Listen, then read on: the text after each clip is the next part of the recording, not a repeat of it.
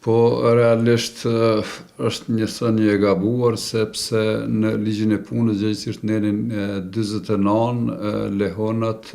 normal që kanë pas të drejtën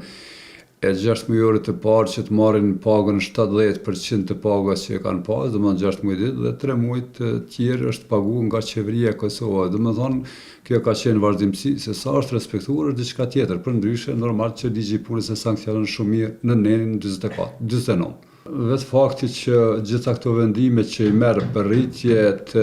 po themi, sektoreve të ndryshme dhe nuk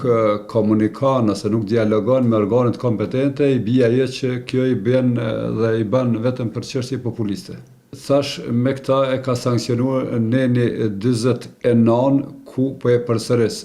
6 mujorin e parë është paguar nga kompanitë dhe 3 mujorin e dytë është paguar nga qeveria, kurse 3 mujori tjetër ka qenë pa pagesë dhe realisht kjo ka qenë në dispozicion deri në momentet që është bërë ky ndryshim sipas vendimit të qeverisë së Kosovës.